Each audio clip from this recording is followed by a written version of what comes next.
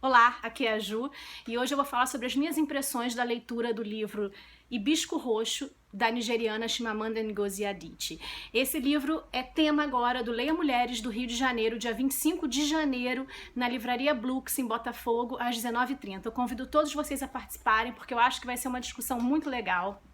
Eu não ia fazer o vídeo antes do clube, até porque geralmente as discussões são tão bacanas que eu acabo aprendendo mais e agregando opiniões diferentes sobre o livro. Mas eu fiquei tão impactada com a leitura do Hibisco que resolvi colocar aqui até para incentivar que vocês leiam o livro e que também de repente participem da discussão quarta-feira.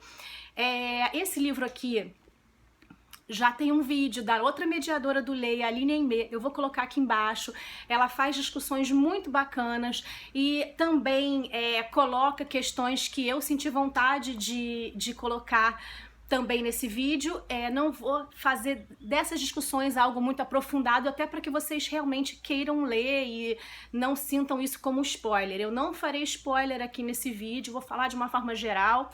E como eu falei no meu último vídeo, eu gosto muito de romances de bons personagens muito bem construídos, independente talvez de uma história muito... Quando eu digo que a história não é tão importante para mim, não é que eu não valorize a história, mas eu acho que dentro de um quarto, por exemplo, de quatro paredes, um bom autor construindo um bom personagem, você não precisa nem sair daquele ambiente. Então não precisa, que eu digo, ser uma história complexa, com muitos reviravoltas, com muitos cliffhangers ou coisa e tal. Eu acho que uma boa construção de personagem, um bom escopo de personalidade nessa narrativa faz com que ela ganhe meu coração, né?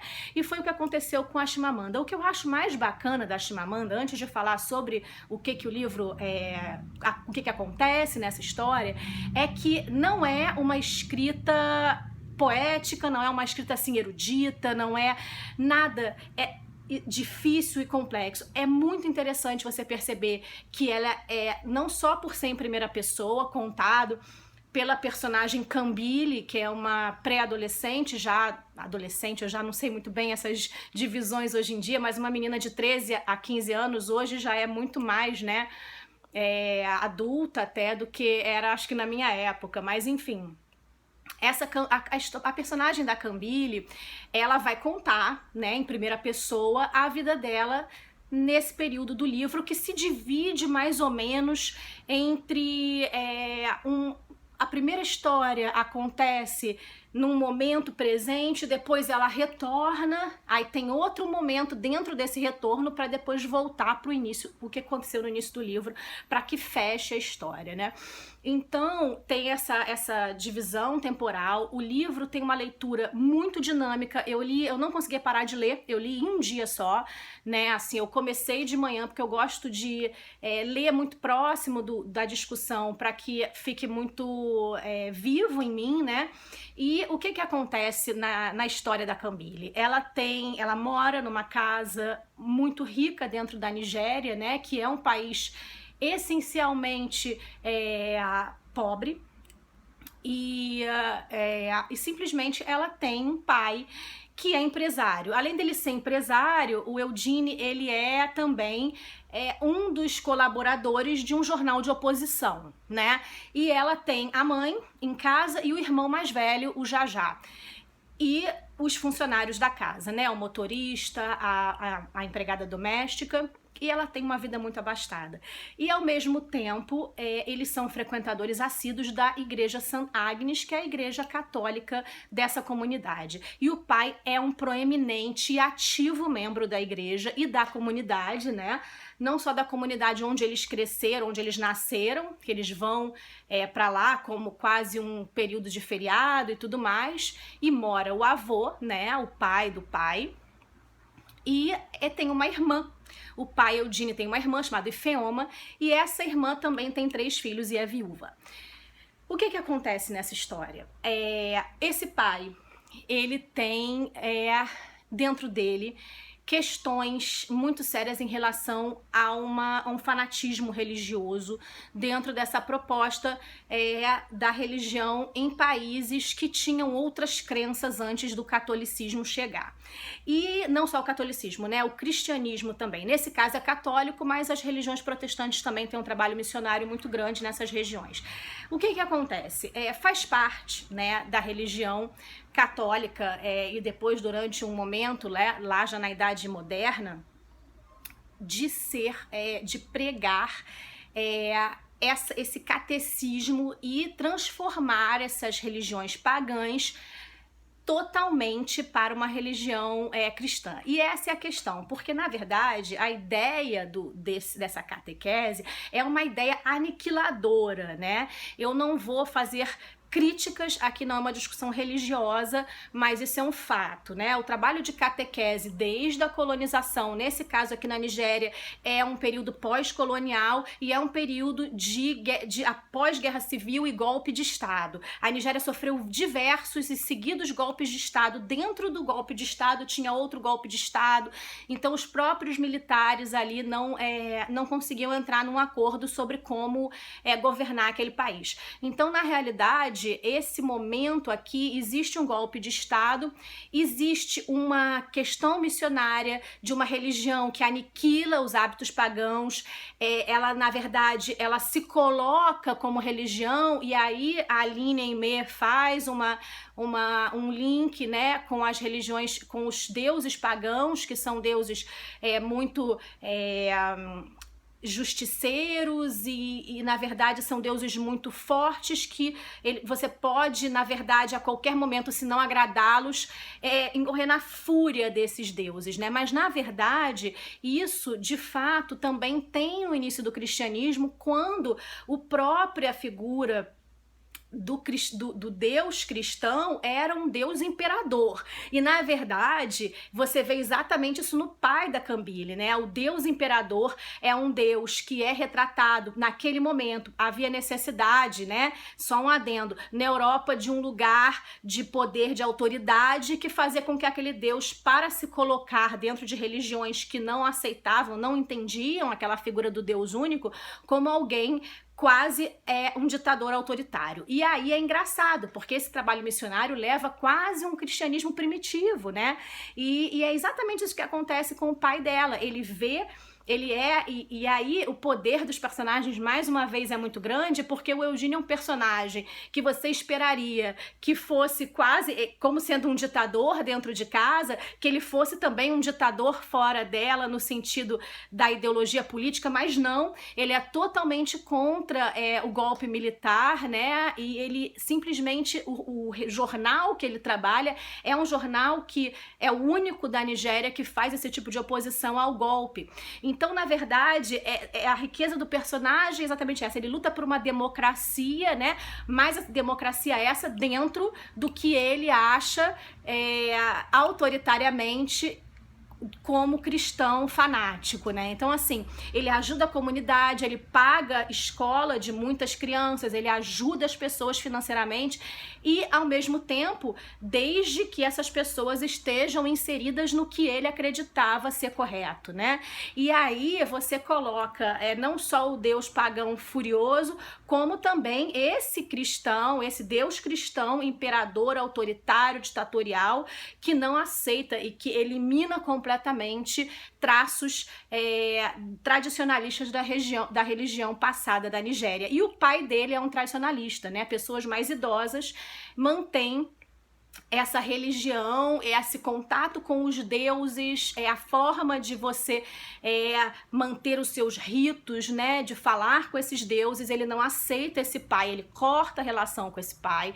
E esses filhos dele, a Cambile e o Jajá, e aí mais uma vez a riqueza dos personagens, como é contado em primeira pessoa, e aí você vê como ela não tem outra referência, a Cambile não tem outra referência de liberdade, de escolha. Então, na verdade, ela ama esse pai, ela é orgulhosa desse pai, ao mesmo tempo esse pai é extremamente violento, tanto da forma verbal como da forma física. Então isso são partes da história que deixam a gente muito agoniado, porque a nossa cultura, né, hoje em dia, cada vez mais, está ciente de que a violência doméstica ela é recorrente, mais do que a gente pode imaginar, não é uma questão de classe social, né? E isso tem que ser combatido, mas ao mesmo tempo a Cambile sequer ela reconhece isso, ela sabe, ela é tão reprimida que ela não consegue sorrir, né?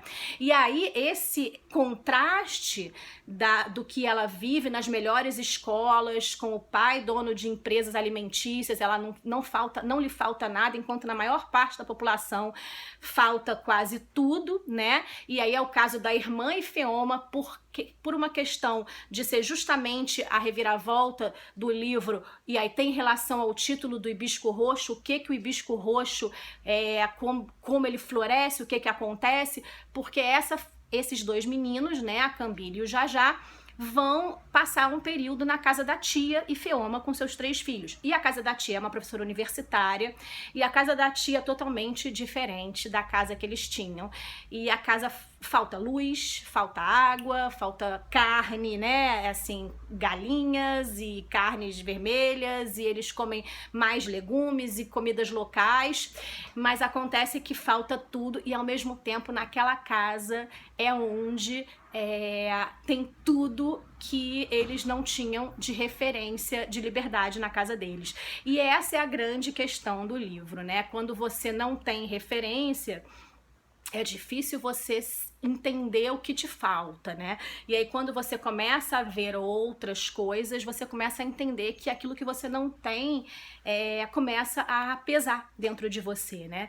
Então você tem personagens incríveis como a tia Ifeoma, o próprio Eugênio, como eu falei, o pai, é um personagem que também foi educado por missionários, e ele tem essa coisa dentro dele, essa caridade e essa pena das pessoas e essa solidariedade com as pessoas que precisam de ajuda financeira né, estudo e comida, e ao mesmo tempo dentro da casa dele ele é um dos maiores tiranos que a gente possa imaginar. E aí tem uma mãe extremamente passiva, tem uma questão que vai crescendo dentro da história, e aí eu não vou contar, obviamente, mas tem a falta de tudo, né, nesse país cada vez mais, principalmente na questão dos professores universitários. A universidade está em greve, e aí falta... as próprias aulas não estão ocorrendo, porque dentro da universidade também tem aqueles professores que são coniventes com o sistema e outros que não são. Então você tem vários cenários aí, tem a questão do avô, e essa família começa a ter então, a chegar um momento de ação e reação perante esses contrastes, né? Então você percebe que a Cambile amadurece, que o Jajá amadurece, que a mãe também começa a ter uma reação que é muito interessante. Eu acho que para o estudo da violência doméstica, a gente vê essas reações introspectivas e de se fechar cada vez mais, essas mentiras sociais que são contadas depois de uma questão de violência doméstica. Isso é muito interessante no livro, porque é muito atual, né? A questão da religião é algo que perpassa o livro todo também. Tem o personagem do padre Amadi, que é amigo da família da tia e frequenta a casa da tia, e aí ele é um padre nigeriano, né, que também é missionário. Então aí mostra essa outra forma com a qual se lida também com esse processo de aculturamento, né? E aí você tem uma implosão de sentimentos e atitudes dentro desse livro que tornam ele tão especial. E mais uma vez eu digo então que vale a pena ler, uma leitura super rápida, dinâmica, tocante e muito bem construída, tá? A única coisa que eu vou colocar aqui Aqui eu não vou explorar isso, mas eu tive um problema com o final do livro, né? E isso eu vou falar mais no Leia. Eu acho que também, até por questão de spoiler, obviamente eu não vou dizer, mas eu tive um problema com o final. E um personagem é difícil de entender, que é o Jajá. Não sei se vocês sentiram a mesma coisa, né? Então falem aqui embaixo, avisem se forem colocar spoiler, vamos fazer uma discussão. E eu indico fortemente a leitura do Hibisco Roxo. Eu acho que vale a pena e eu acho que vocês não deveriam deixar de ler esse primeiro romance da Chimamanda. Tomara que vocês tenham gostado. Um beijo!